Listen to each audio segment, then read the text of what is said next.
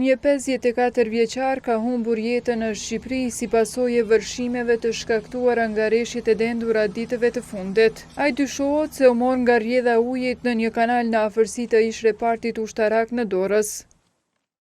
Pas kërkimeve të kryera nga shërbimet e policisë dhe nga polumbarët e Reneas, u gjet trupi pa jetë i 54 vjeçarit në një kanal kullues në afërsi të ish repartit ushtarak. Paraprakisht dyshohet se shtetasi AH është marrë nga rrjedha e ujit. Grupi hetimor është në vendngjarje dhe po punon në drejtimin e prokurorisë për të sqaruar dhe dokumentuar rrethanat e rastit.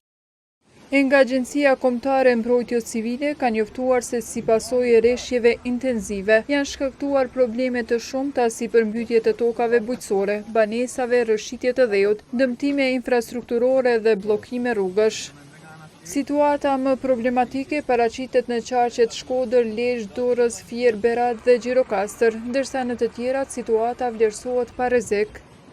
Jemi në Vardar, në njësinë administrative Suks, ku aktualisht ka filluar plani i evakuimit. Të gjithë ekipet e emergjencave civile, forcave të armatosura janë në terren për të evakuuar banorët të cilët janë prekur në fakt nga përmbytja.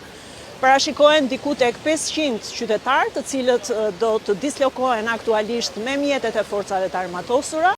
Situatë e vështirë është paraqitur edhe në Novosel të Vlorës.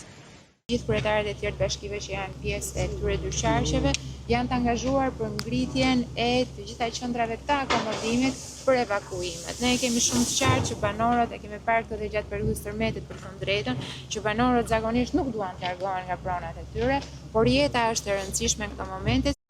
Autoritetet në Tiranë u kanë bërë thirrje qytetarëve që të shmangin lëvizjet e panevojshme, si dhe të raportojnë menjëherë çdo situatë rreziku.